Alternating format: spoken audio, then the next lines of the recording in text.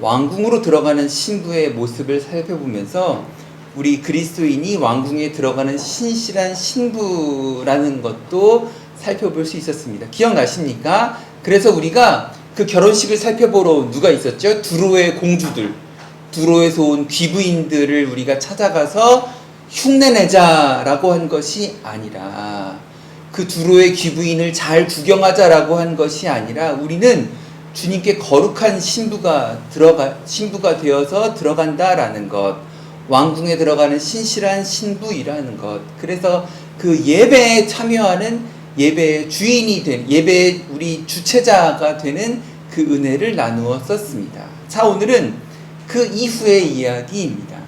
그 이후의 이야기. 어떤 유명한 사람이 말을 했는데요. 러시아 속담이라고 합니다. 맞는지 한번 들어보십시오. 바다에 나갈 때는 한 번 기도하라. 전쟁터에 나갈 때는 2번 기도하라. 결혼할 때는 3번 기도하라. 되게 동의가 되십니까? 톨스토이의 말이라고 하기도 하고요. 러시아 속담이라고 하기도 합니다.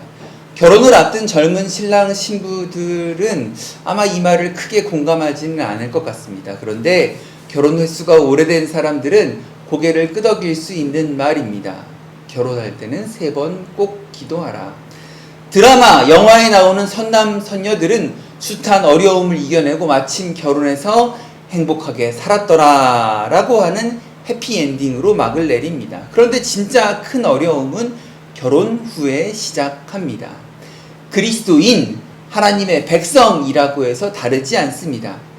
창세기 24장에 나오는 이삭과 리브가의 결혼 이야기도 한편의 아름다운 동화 같습니다. 지난주에 나눈 것처럼 그냥 생으로 아무것도 모르고 읽어도 굉장히 재미있게 읽을 수 있는 이야기입니다.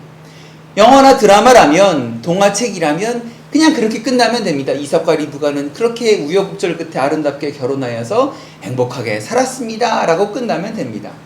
그런데 현실은 다릅니다. 현빈이랑 손예진은 결혼을 합니다. 그리고 아름답게, 그 정말 생긴 대로 아름답게 살면 되지만 현실은 그렇지 않다라는 거예요. 거기서 끝나는 게 아니라 그 이후의 삶이 있습니다. 성경에서도 그들이 결혼해서 행복하게 살았다라는 것으로 끝나지 않고 이후에 겪는 숱한 어려움들을 정직하게 보여줍니다. 첫 번째로 그들이 겪었던 고통은 불임입니다. 리브가는 그의 시어머니처럼 한동안 임신을 하지 못했습니다.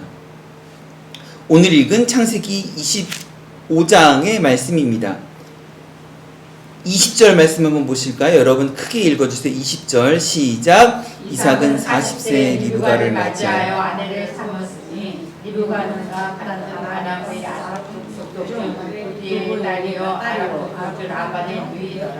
아람 족속 중 라반의 누이 리브가와 이삭이 몇 세에 결혼했다고요? 40세에 결혼을 했다. 26절 여러분들이 크게 한번 읽어주십시오. 시작. 아론은 손으로 해서 에서의 발꿈치를 잡았으므로 그 이름을 아골이라 하였으니 리브가가 그들을 낳았되 이삭은 60세였다. 자, 쌍둥이를 낳았는데 이삭이 몇 세에 쌍둥이를 낳았다고요? 60세에 쌍둥이를 낳았더라. 그럼 결혼하고 쌍둥이를 낳을 때까지 20년이 꼬박 걸립니다. 20년 불임입니다. 리브가는 20년을 기다렸습니다. 혹시 남들에게는 평범한 일일지도 모르겠습니다. 그의 어머니, 시어머니 사라도 굉장히 오랫동안 임신을 하지 못했죠. 아니, 아예 불임이었죠. 남편이 100세가 될 때까지 불임이었죠. 혹시 평범할 수도 있는 일이지만 나한테는, 리브가한테는 견뎌내기 힘든 고통일 수도 있습니다. 여러분, 시어머니 사라가 자신도 그렇게 어렵게 겪었다가 아이를 낳았을 때에 그 며느리 리브가에게 어땠을까요? 야, 나도 오랫동안 임신 못하다가 임신했다. 괜찮아 라고만 했을까요?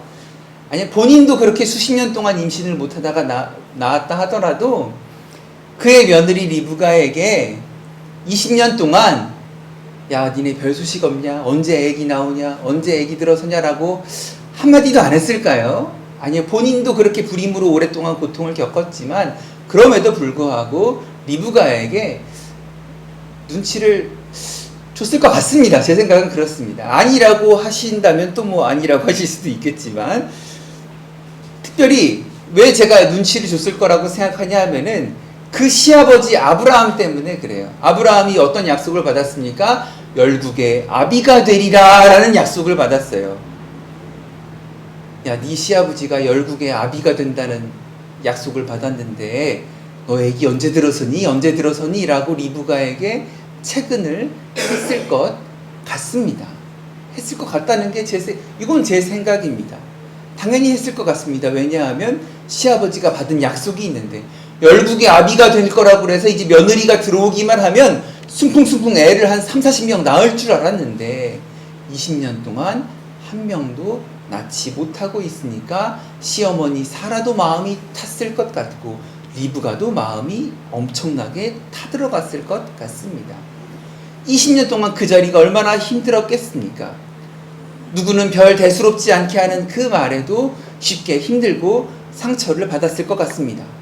이 첫 번째 위기를 통하여서 나눌 교훈이 있습니다. 한번 따라해 주십시오. 하나님께서 감찰하십니다. 고통 중에 부르짖을 때에 들으시는 주님이라는 것입니다. 지금 이삭이 어디 살고 있죠? 어디 살고 있냐 하면 성경에 나오는데 오늘 읽지는 않았습니다. 창세기 25장 11절입니다. 창세기 25장 11절 여러분들이 크게 한번 읽어주십시오. 시작. 다시 창세기 25장 11절입니다. 크게 읽어주세요. 시작. 아브라함이 죽은 후에 하나님이 그의 아들 이삭에게 복을 주셨고 이삭은 그대로 근처에 거주하였다. 아브라함이 죽은 후에 하나님이 그의 아들 이삭에게 복을 주셨고 이삭은 부엘라 헤로이 근처에 거주하였더라. 이게 무슨 말입니까? 아브라함이 죽은 후에 이삭은 복을 받았고 그 후에 부엘라 헤로이 근처에 살았다. 이거 성경에 처음 나오는 이야기 아닙니다. 부엘라 헤로이 언제 나왔냐? 창세기 16장에 나오는 이야기입니다. 한번 거꾸로 올라가 보십시오. 16장 14절입니다. 우리 읽었던 말씀입니다. 창세기 16장 14절입니다. 창세기 16장 13절입니다. 하갈이 자기에게 이르신 여호와의 이름을 나를 살피신 하나님이라 라고 하갈이 하나님을 그렇게 부릅니다. 이는 내가 어떻게 여기서 나를 살피신 하나님을 배웠는고 함이라. 14절 크게 읽어주세요. 시작. 그러므로 그 샘을 부엘라 에로이라 불렀으니 그것은 가데스와 베레 사이에 있더라. 여러분 하갈과 이스마엘 이야기 예전에 한 2주 전인가 나눴던 거 기억하십니까? 하나님이 나를 살피시는 분이구나 라는 것을 하갈이 깨닫게 됩니다. 죽을 줄 알았는데 나는 여종이었거든요. 하갈은 나는 여종이었어요. 우리 주인 마님 사라가 처년을 매우 쳐라! 매우 내보내라! 쳐서 내보내라! 여보 전년 저거 언제까지 데리고 있을 거예요? 라고 바가지를 긁으니까 아브라함이 내쫓았단 말이에요. 죽을 줄 알았어요. 광야에서 죽을 줄 알았는데 내가 진짜 죽을 것 같아서 내 애가 목말라서 굶어 죽는 걸 도저히 아마 걸음마 이상은 뗀 아이 같아요. 8살 이상은 된 아이 같아요. 깐난 애기도 아니고 그 애가 말라 비틀어져서 애가 걷지도 못하고 죽을 것 같으니까 거기서 차마 그 애 죽는 걸 보지 못하고 화살 하나 쏠 정도 거리에 떨어져서 엉엉 울면서 하나님 어떡합니까? 이제 저 애도 죽고 나도 죽네요. 라고 할 때 하나님이 나를 살피시고 보호하셨다라고 해서 거기서 우물이 터져 나오게 하시고 샘물이 나오게 하셔서 그 아이와 함께 먹고 마시고 내가 너 죽으라고 하지 않았어.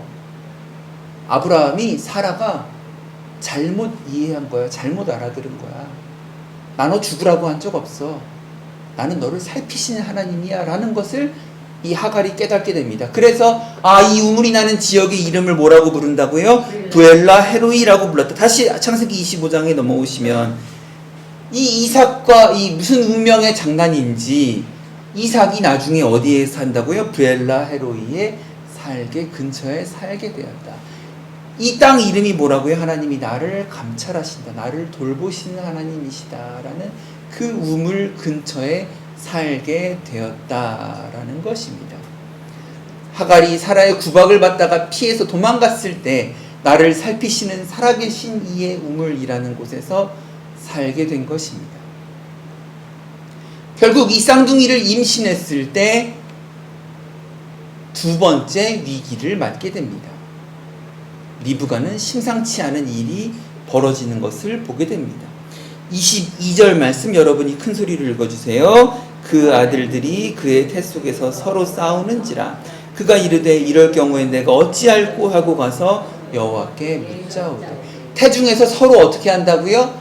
싸운다. 이거 싸운다. 이거 뭐 어려운 말인데 유대인들의 말로 라짜츠라는 말인데 그냥 말 뜻은 뭐냐 하면 두개골을 쳐서 깨부순다라는 뜻이. 머리통을 쳐서 깨부순다. 아니 도대체 이 뱃속에서 무슨 일이 일어나길래 태중에서 아이들이 얼마나 격렬하게 싸웠으면 본문에서 애들끼리 서로 두개골을 쳐서 깨부순다라고 설명을 하고 있겠습니까? 리브가도 이 고통을 참지 못하고 복통이 아마 심했겠지요. 어찌할 바를 몰라 탄식하며 하나님께 찾아가 물어봅니다.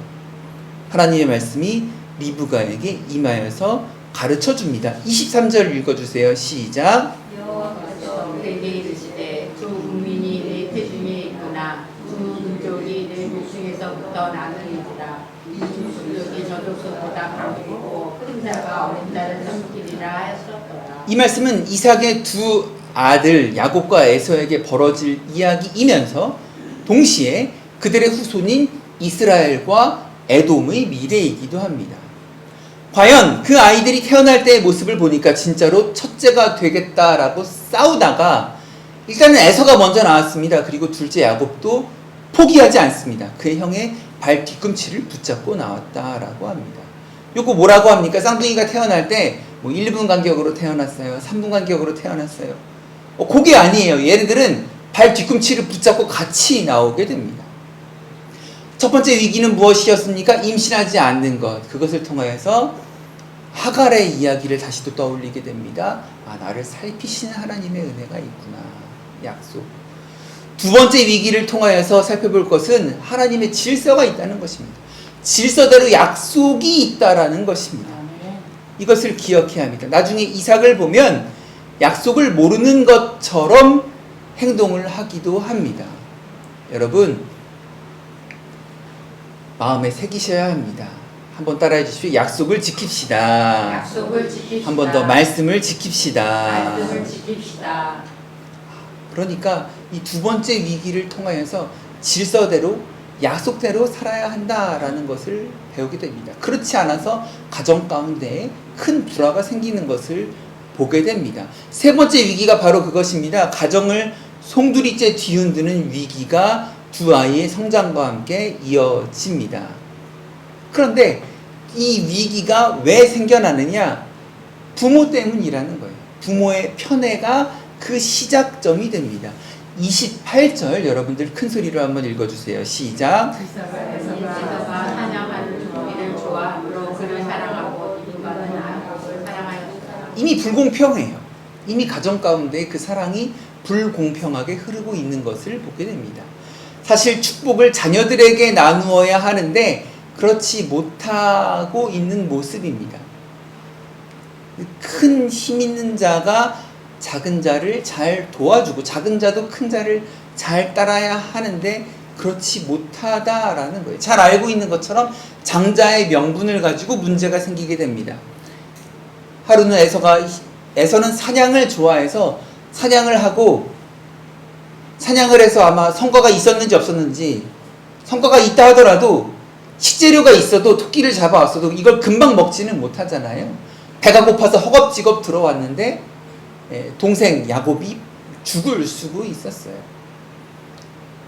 배가 고파 죽을지언정 이걸 어떻게 해야 되나 싶을 때 이 동생 야곱이 이 죽을 판매를 합니다. 형의 장자권을 팔면은 내가 주겠다. 야곱은 그딴 게 뭐 중요하냐? 그래 너 내 때 너 가져라라고 하고 그 죽을 퍼먹기 시작한 게 문제였습니다. 나중에 그 장자권을 자기 것이다라고 야곱이 주장을 하고 그것 때문에 실제로 문제가 생기게 됩니다. 여러분, 장자의 명분이란 무엇입니까? 배가 고파 죽고 그 죽을 먹지 않았다라고 하면 성경에 보면 그 붉은 것이라고 나오거든요. 그것을 안 먹었다면 장자의 명분을 지킨 것이라고 할 수 있을까요? 에라이 그걸 가지고 형인 나한테 네가 지금 거래를 하려고 하냐? 됐다 너나 혼자 많이 먹어라. 안 먹겠다라고 형제가 등을 지고 저놈의 새끼 저거 못된 놈의 새끼라고 하고 척을 지면은 그게 장자의 명분을 세운 것입니까? 아니면 장자의 명분을 팔지 않고 오냐라고 해서 동생 머리를 쥐어박고 동생을 목 졸라서 뿌리친 다음에 그 팥죽을 훔쳐 먹으면 그것이 장자의 명분을 지킨 것이 되는 것입니까? 그것이 장자의 모습입니까? 진정한 장자의 명분이란 여러모로 자기보다 연약한 위치에 있는 아우를 진작에 보살피는 모습이어야 하지 않겠습니까? 진정한 장자의 명분이란 평소에 동생을 잘 돌보고 동생도 형님 오셨습니까? 형님 평소에 나를 너무나 잘 거두어 주시고 나를 너무나 예뻐해 주시는 우리 형님이니까 형님 이거 죽 얼른 드세요라고 하는 것이 진짜 장자의 명분이 잘 지켜지는 건강한 가정의 모습이 아니었겠습니까? 그런데 에서는 하나님의 은혜로 장자가 되고 이미 아버지의 사랑도 받고 있고 아마도 약간의 기득권을 누리고 있음에도 불구하고 동생 야곱으로부터 업신여김을 당하고 있었던 것 같습니다. 오늘 말씀은 그런 기득권이라는 게 영원한 것이 아니구나. 기득권이라는 것은 결국은 다시 또 뒤집어지기 마련이구나라는 것을 생각해 볼 수 있습니다. 사랑하는 성도 여러분, 귀한 것을 귀하게 여기지 못하면 큰일 납니다. 좌우 앞뒤 두 분 이상에게 인사하시겠습니까? 귀한 것을 귀하게 여깁시다. 저는 여러분에게, 여러분은 저에게 인사하겠습니다. 귀한 것을 귀하게 여깁시다. 하나님은 우리에게 여러 가지 귀한 것을 주셨습니다. 유형의 귀한 것도 주셨고요. 무형의 귀한 것도 주셨습니다. 귀한 것을 귀한 것으로 알지 못하면 하나님의 자녀로서의 이 정체성 또한 흔들리고 있다는 증거가 될 수 있습니다. 귀한 것을 귀중하게 여기지 못할 때에는 바로 내가 약할 때입니다. 에서가 약할 때, 에서가 배고파서 막 정신 못 차리고 막 당이 떨어졌는지 손을 바들바들 떨면서 저 죽 좀 나로 먹게 하여라, 저 붉은 것을 나로 먹게 하여라 라고 할 때 묻지도 따지지도 않고 먹을 것 때문에 그 귀한 것을 동생에게 넘긴다라고 하는 것을 보게 됩니다. 내가 약할 때 귀한 것을 귀하게 여기지 못하는 것을 보게 됩니다. 귀한 것을 분별하게 되었을 때에는 그것을 내가 어떻게 잘 가꾸어 가야 할지를 생각해야 합니다. 그것을 어떻게 내가 이룰지를 생각해야 합니다. 내 생각대로 그것을 마음대로 휘두르려고 해서는 안 됩니다. 야곱은 귀한 것을 볼 줄 아는 눈이 있었던 것 같아요. 저것이 귀한 것이구나. 그럼 어떡합니까? 그것을 내 마음대로 쟁취하기 위해 나의 욕심대로 그것을 팔고 약한 자를 잡아뜨리면서까지 거래를 해야겠습니까? 야곱은 장자권이 귀한 것을 알았지만 그 귀한 것을 어떠한 방식으로 사모할 것인지까지는 고민하지 않았던 것 같습니다. 귀한 것을 귀한 것대로 가까이 두려고 하는 마음이 아니라 귀한 것을 천한 방식으로 얻으려고 했던 것 같습니다. 리브가와 야곱 입장에서는 귀하게 얻은 새끼들입니다. 귀한 것을 분별해서 기도했고 하나님이 20년 만에 자녀를 허락했습니다. 그런데 이 귀한 것을 얻는 것 자체도 중요하지만 오늘 무엇입니까? 지난주의 설교에 이어서 귀한 것을 얻는 것 그 이후가 중요하다라는 것입니다.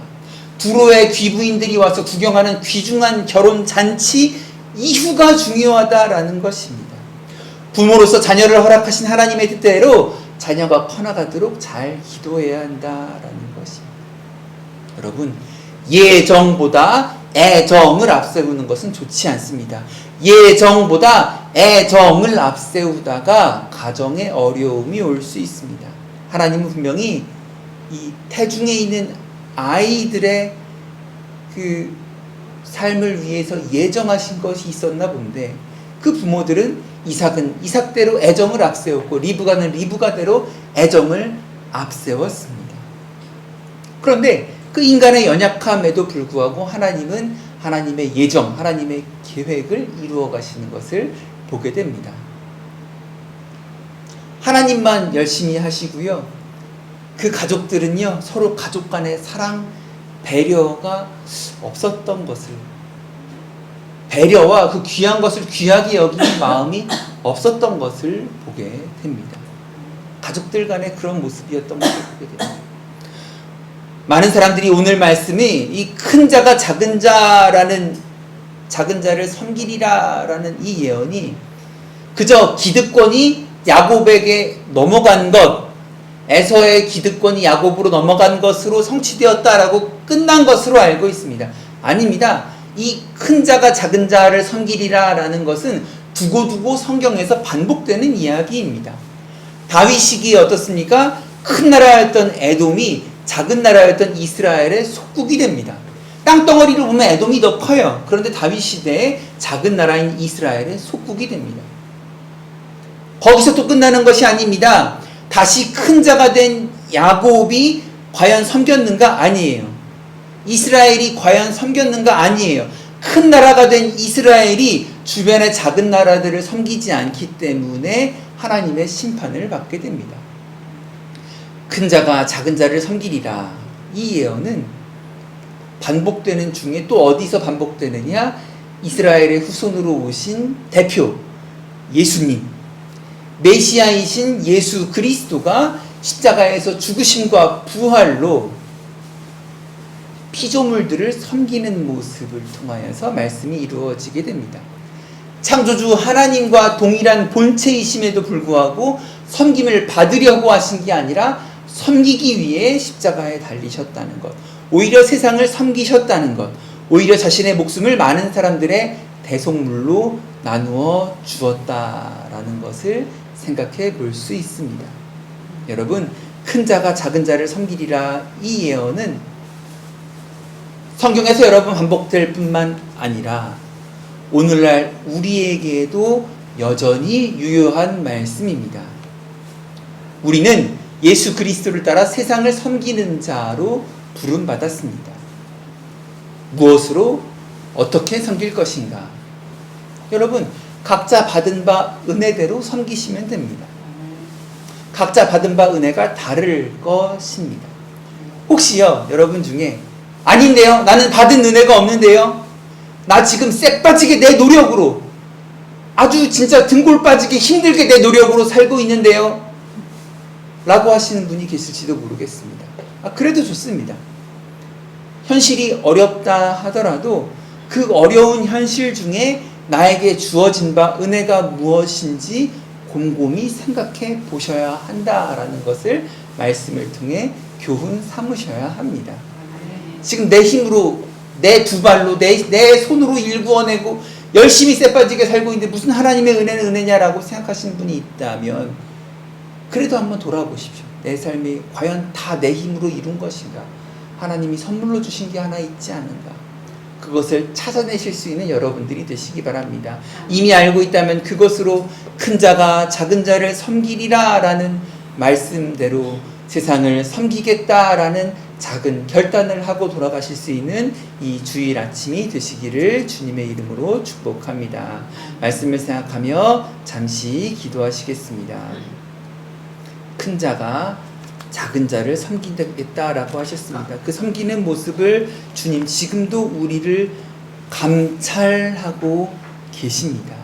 그리고 질서대로 그 약속을 나누기를 원하고 계시는 주님의 마음을 헤아려 살피시기를 주님의 이름으로 부탁드립니다.